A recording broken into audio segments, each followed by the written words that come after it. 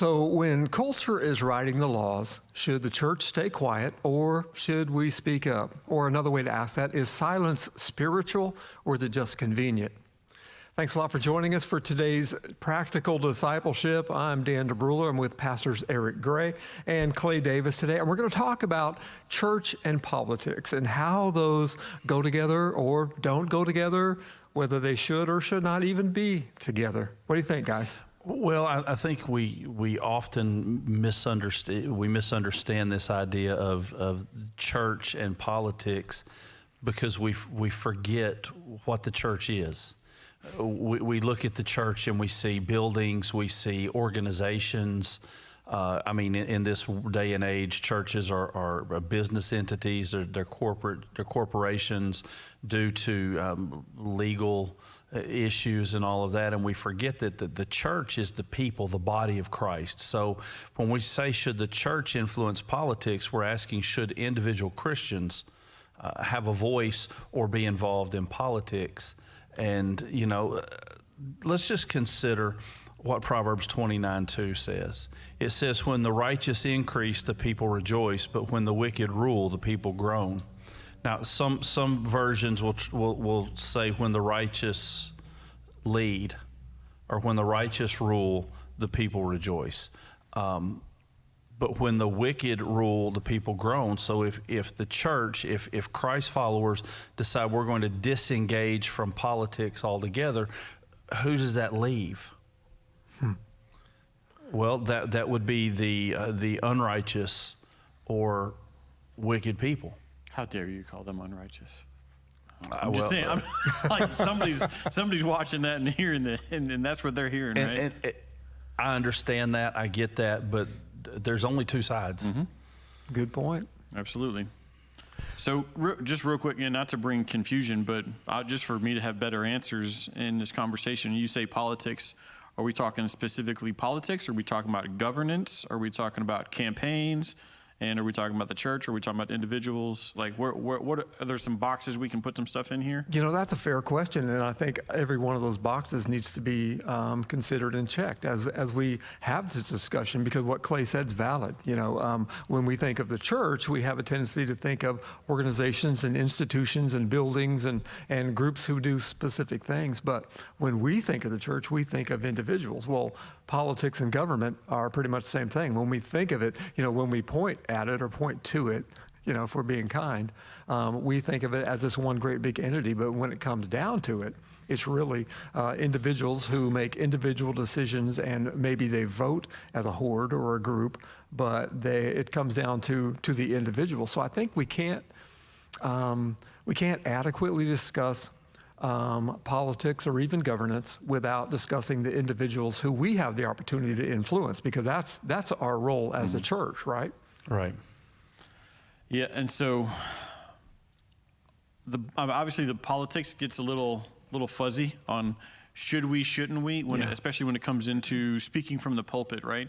Because I'm not going to pretend to know the law word for word, but I'm pretty sure there's a provision within the law if you're a 501c3 registered church, you aren't allowed to weigh in on elections as far as like what candidate you say ought to be voted for or something like that. And like I said, I may not know it word for word, but I've always been under that impression for the last 20 years or so that if the church wants to continue to receive the tax benefits of being classified as a 501c3, that it's prohibited from, at some measure, from speaking into campaigns, right?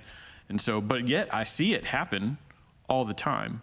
And so I think for me, the easy answer on whether it's politics, governance, campaigns, whatever, I think yes, Christians as individuals absolutely should be involved. We should be outspoken, but it's the question of how do we go about doing it? Because so often, especially when we go to the political, it becomes a whole lot more about, well, I'm against this party and I'm against this platform versus propping up and standing for what I believe to be the truth on an issue that's moral, right? And so we go way into the world's way of dealing with things, and we start to bash the other people. We categorize them. We're going to kind of talk about that this weekend a little bit, right? Mm-hmm. And we label them and say, well, all Republicans are this, all Democrats are this, all liberals are this, all conservatives are this, and that's foolishness in itself, because there's a spectrum of thought within those groups typically. But we make it about the opponent versus about the issue, and we lose our moral standing in the way we're addressing moral issues. So I think we need to be really wise in what we're willing to say and what we're willing to call people in the attempt to win the issue. Yeah, you're right. We should speak up when it comes to issues of moral clarity. But when it comes to a partisan effort, we have to be careful about labeling people as the group that they may identify with, because they can be very, very different. I think of how sometimes we look at government as government being a tool of what we do. We use it to get what we need, what we want, and in some cases we have to. I think the other side of that coin is true too sometimes, though, that the government as it is, and see, here I go, I'm categorizing now, but the government can see the church as a tool. And this goes all the way back. We could see it all the way back to Jesus, or his time anyway, how they wanted to leverage the influence of the religious leaders to cause people to go or move or do a certain way or a certain thing. And I believe that they have taken the stance, government at large in America has taken the stance of the church as those who help people, who help the homeless, who feed the hungry, who do all those things. And they've begun to leverage that as if it were a tool in their toolbox. And they capitalize on that to a certain extent. But when it comes to moral issues, sometimes they would rather we just stay a little further away. You're not allowed to have an opinion, right? They want our help, but they don't want our opinion. You're right.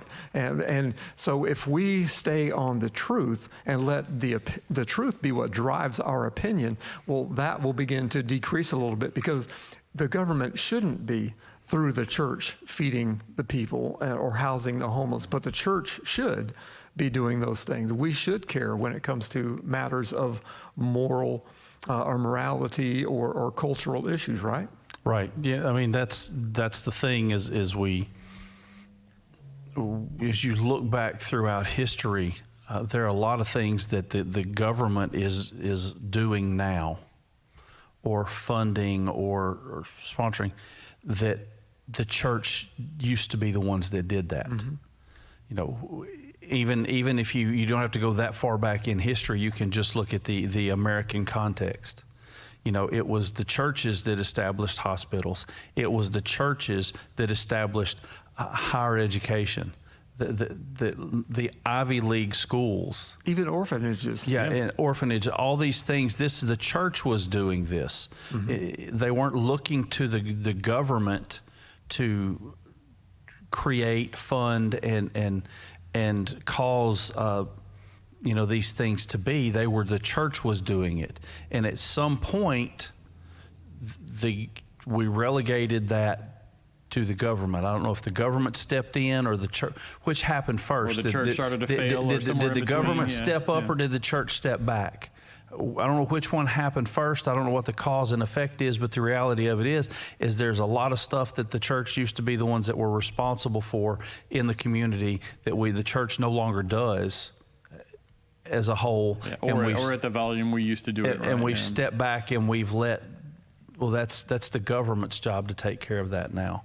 And that creates issues. Well, we could see how even when the church gets organized to the point where it becomes a controlling entity rather than a guiding entity, that could become a problem. I mean, we can see that in large denominations when people begin to move as a herd rather than as individuals who are being informed by the Holy Spirit and by the Word of God. And when we begin to think and act and do like that, well, we do become, to an extent, a tool, because they can see, I'm sorry to categorize, Yeah, sure, but we can be seen as people who will react or respond a certain way if we push that button right there. Yeah. Well, and we see that. I mean, let's just be real. We see that in the American context, even from the media. Right. The media knows that, hey, we can tell this narrative, and we're going to provoke this group to action, or we're going to discourage this group, or however they want to do it. And, we have to be careful. We're talking about, we've started off talking about politics. Look, we've got to be careful that we don't make an idol out of a political party, a political candidate, or a certain stance on a specific issue. Mm-hmm. Yeah, we get tunnel vision easily. Exactly. Right? I mean, think, well, this is the we- one issue that we just have to be all about, and then we relegate the rest to somebody else's responsibility. Yeah, Right. That's I get it. I have said in the past that I would never support a pro-choice candidate. But let's be real. What happens when it comes to a situation where you don't have a choice? They're both pro-choice. Mm-hmm. Do you say, well, over that one issue, I'm going to completely disengage? I don't know what the right answer is. I mean, you have to follow your conscience on that one. But again, and I'm as pro-life as you can get. Don't misunderstand me. I'm not pro-choice. Well, I am pro-choice. It just I believe the moment of choice is at a different place than the current pro-choice vernacular is referring to. But we have to look at. I'm not a Republican. I'm not a Democrat. I'm a Christ follower, mm-hmm. and that has got to be the only source of our identity.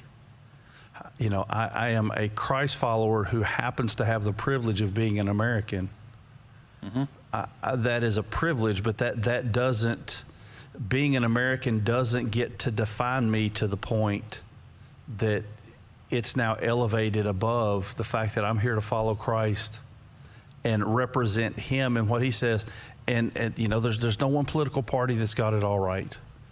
There's no one candidate that's Jesus is never gonna be on the ballot. Well, let's just for a second, and I've said it before, if there was a better option, if there was a Christian political party, that'd be my party. But the reality is, even within the church, we would split down the lines on how should we vote as the Christian party. There would still be division on some issues, right? And I want to use an example, because we do cite abortion as a topic that we're very clear about. We all have we have the same stance on this, right? We have the same opinion. We believe this is a moral issue. But why politics is just a tool, why governance is just a tool, and without our surrendering to God and His ways, it doesn't really change anything. So the Dobbs decision, what was that? Were we at 3 years ago at this point, or 2 years? I think it's 3. 3. Okay, so the decision goes through the Supreme Court. We were 49 and a half years into Roe v. Wade at that point, and everybody that was so determined to overturn Roe v. Wade, thinking this was going to be the answer, this is going to change everything, actually opened the door for every state to make their own laws as egregious as they wanted. Very few states actually chose to move in the direction of preserving life, and numerous states went in the direction of protecting up into the constitutional level, making an amendment for their state that you could kill children in the womb even later than were originally allowed to do within the Roe v. Wade decision. So in overturning Roe v. Wade, in doing what we thought was the politically best thing to do, morally, we had to vote in a certain direction. We wanted judges that would judge in this direction. They did, and all we did was allow the vile response to move further in the direction. We haven't actually preserved a greater number of lives. We may have preserved some lives, don't get me wrong, through some decisions made in certain states, but the majority have increased the ability and the availability for abortion. So that's why politics is not the answer, right? If the population is not being moved by God, if we're not being directed by Him and surrendering to His ways, we're going to continue to move in the other direction. No matter how many Christians we get voting on an issue, when we open the door for freedom, we're going to get freedom in the wrong direction. And this is why it's important that we, the church, stick with the truth, that we teach in a way that aligns with biblical values, because legislation and morality, they don't necessarily marry up that well. Just like the issue you're citing there. You can add a law that affects morality, but you can affect people or influence people with morality, with the values that we find in the Bible, and they will affect the laws. And that's our job. Our job is to influence people toward the truth of the gospel. Yeah, we have to realize and recognize that there is no law or number of laws that you can pass that will legislate the sin nature out of mankind. There you go. You can't do it. I mean, think about it. We have laws on the books that make it clear that murder is wrong. Yeah. And how many people are murdered every day in this country? I mean, every society since the beginning of time has had this idea, this understanding that killing innocent people is just wrong. Yet it has happened all throughout history. You can't legislate that stuff away. So should the church influence politics? Absolutely. We should be doing everything we could to influence, to make sure that godly leaders are elected, to make sure that godly principles are being applied in our government. We also have to understand the reality that I can't spend a whole lot of time focused on politics and government, because that's not the answer to anything. All laws do is put in consequences for when you do something. It's not there. It's not going to stop you from doing it. That issue specifically, a murder. Let's look at what law does. Let's look at what legislation does. Legislation goes after and attacks the effects, the things that affect these things that we know to be morally wrong, that we agree it's wrong to murder. But what does law do? Law says, well, you can't carry a gun. You can't own a gun. You can only own a gun that only has this many rounds in it. You can only have this. So it goes after these effects. But when we teach on morality, when we teach on the truth, we begin to affect behavior. We begin to affect thoughts and thought patterns. So we think of murder differently, so that, it doesn't matter how many weapons we have, how many rounds are in that magazine. Murdering somebody is not our first thought, and it's not our last resort. We begin to think differently. We see and value other individuals, other humans differently. So that, again, just going back, that's where we, the church, should stay. And I'm not saying don't get involved in politics, not at all. I mean, the common argument, or I've heard the argument anyway, I've taken phone calls recently about this, where, somewhere during the course of the conversation, well, Jesus didn't get involved in politics. Well, you know what? He didn't run for office. However, he addressed those in office. Yes, he did. And he addressed the issues that were resultant from the people that were in office or in power. And this is our model, how we are to affect culture and let culture affect the politics. And it comes down to, we talk about I started out talking about the church as individuals, or the church as the organization. If I have a chance to talk with someone about their political beliefs, or do they know Jesus, I'm going to choose, do they know Jesus every time? If I'm engaged in someone that is having wants to have a political conversation, I'm going to look for a way to turn it to a spiritual conversation, because, again, the answer's not in the politics, not in the politicians. Yes, we benefit when our leaders make decisions that line up with what the Word of God says. Absolutely. We do benefit. But if we've learned nothing over the last 8 to 12 years in American politics especially, is what one person does, the next person can come in and undo almost from day one. In like an hour and a half. Exactly. So how much hope do we want to put in? Good point. Something that is, on Christ the solid rock I stand, all other ground is shifting sand. The political, all these things, laws can be changed. I mean, we saw Roe v. Wade overturned after almost 50 years. We could see 50 years from now, well, we might not see it, but you could see the Supreme Court overturn the Dobbs decision. Mm-hmm. These things can change, and so when we put hope and faith and trust in princes, in horses and chariots, as the Old Testament would refer to it, our hope's in the wrong place. And those things it's no different than having your hope and trust in the stock market. It can be gone in an instant. And what's left? Fallout. Well, you say, when you have the opportunity to talk with somebody and you have the choice, do I talk about politics or do I talk about Jesus? Let me just say this. Jesus is divisive enough on his own. You can divide a room by following or choosing to follow the real Jesus into a conversation. So what you're saying is Clay is more committed to starting a fight. Find something you're good at. Well, here's the thing. We're fighting for people's souls. Amen. The reality of it is when it's all said and done, we're going to have to give an account for what we did with Jesus in this life. Did we decide we were going to follow him and we were going to trust him, or did we decide we were going to live our own life? You're not going to face eternity and be asked, were you a Democrat or a Republican? Did you vote for this candidate or for that candidate? Those are not the questions that are going to matter in those moments.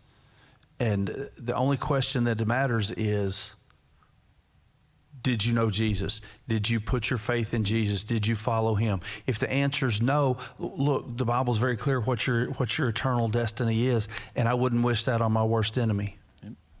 You understand? So if it's divisive, it's divisive. I would rather you be mad at me and have heard the truth than you go into eternity going, well, nobody ever told me.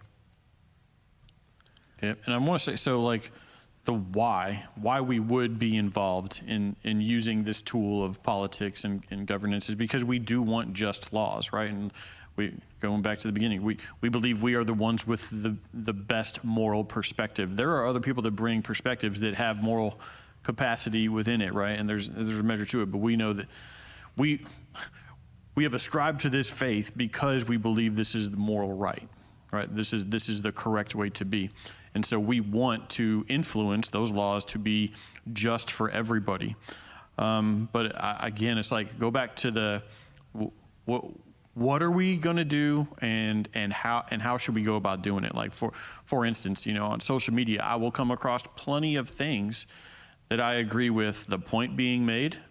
I agree with probably 80% of how the person is saying it, but with the other 20% being intentionally divisive or intentionally demeaning, now all of a sudden I don't feel like I can, with a clear conscience, share that same post. I want to be able to convey that point to somebody because I agree with it, I support it, I want to see it moving about in the community so people are thinking about it. But if it's bringing division, accusation, and introducing evil, return to evil, I don't want a part of it. I don't want to encourage that as, one, just a leader in my home, but two, definitely a leader in the church. I don't want to give everybody else permission, for lack of better terms, to go about and act the same way. I want us to be responsible. I want us to create our own social media posts and make our own broadcasts and everything else that we do that would be our own thoughts. We don't just parrot what somebody else has, but we have reconciled our position knowing that it's passed through the filter of God and what he wants for us, and it still stands approved.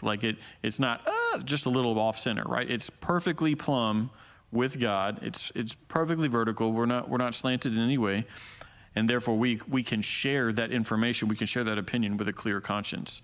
But anytime it's tainted with anything else, it brings down the validity and even the permission we have to share it with others. I took a course in political science years ago, And one of the opening lines from the professor was, politics is the art of influence, nothing more, nothing less. And when we consider it from that perspective, when we realize that we're trying to influence people, then we have to be better. We have to be good at and better than we have been about what we do as a church. I've heard people say about the church, well, they should stick to evangelism, keep yourself out of that middle. I don't agree with that, but here I'll take that thought a little bit further, because evangelism, that may be the beginning of changing a heart, but it's in discipleship that we begin to shape society by shaping the people who will go into the political arena, will go into the workplace, will go into their families armed with the truth. So it's about us getting past the evangelism that they wish we would just kind of stick to until they need us to feed somebody, and begin to truly educate, disciple, teach, train, bring along those people who need to know what it means to say yes to Jesus and say yes to the moral authority that God asserts all throughout His Word. I was just sitting here thinking, as we're talking about how do Christ followers, how do we engage in politics? Here's the thing, if we care more about winning the argument than we do winning the person, we probably should just shut up. I mean, that sounds harsh, but ultimately, that person is not the enemy. That person is just another person created in the image of God that Jesus Christ died on the cross for. And if all we care about is winning the argument and proving to them that we're right, our heart's wrong. So we can't make that post in a way that reflects the heart of God, because Jesus wasn't concerned with winning arguments. He was concerned with winning people. That's how we should be as well. Man, that's good. So, I'm still thinking. Go ahead. I'm still thinking. Go ahead. Well, I know that we could talk about this for hours, but we're not going to, so you're welcome already. But we could. So let's kind of formulate some maybe closing thoughts, some things that we could say as we begin to wrap this up, because we could talk about this for a long time, and we could agree or disagree about many of the points that we've even made so far. How do we wrap this up? Speaking to, first to the Christian who thinks that that person that told them that they should stay away from politics and their voice doesn't matter in this, how they address that individual, or how do we speak to that person who says, church, you really need to stay in your lane. You need to stick with what you're supposed to do, when we know that what we're supposed to do is influence culture. How do we close this out and speak to those groups of people? Well, we'll go back to Matthew 28, right? It doesn't tell us go and make converts, but go and make disciples, right? So go in causing people to surrender their life to Christ, but then teaching them all that He has told us, right? So that will and should direct the way they think about these things. The conclusions they come to on the topics that we know that are moral. And also recognizing, look, there's plenty of decisions out there that I think we can, there are plenty of laws being written that are not moral or immoral. They're just in between, like they're in neutral territory. And there shouldn't be any accusation of somebody being evil for having supported something or not considered the all the second and third order effects that come with that law. We've had to correct a lot of things over time as we see things play out. But I'll say, look, if you're a Christian and you're wanting to know what to do, if you're spending more time posting, picketing, protesting than you are praying, then you're not working in the more powerful realm. You're working in the lesser realm, hoping to achieve the greater thing. And so we should be seeking God for His divine intervention on all of these topics in our community to change the hearts of the people, to call them back to Him, to send us the information we need to make it very clear in our minds that they would eliminate all the confusion and the cloudy thinking that occurs because of all the misinformation and disinformation that's out there on what's moral and what's immoral, what's best and what's good. we should be praying to him for that. And if we're, like I said, if we're dedicating more time to everything else political than we are in prayer, we'll miss the mark. Yeah, that's exactly where I was going. I actually pulled up, and I know this is going to show how old I am, but, there was a hymn, what a friend we have in Jesus. And the words, is, oh, what peace we often forfeit. Oh, what needless pains we bear. All because we do not carry everything to God in prayer. That's got to be our starting point. If we really want to influence the culture, influence politics, influence our neighbor, influence our children, it needs to start with prayer. So often we fall into this habit as Christ followers with we're going to handle everything we can, and then when we run into something we can't, that's when we'll go to the Lord in prayer. Mm-hmm. But it should start with, God, I need your help. I need your wisdom. I need your heart to be able to do this. And I think that's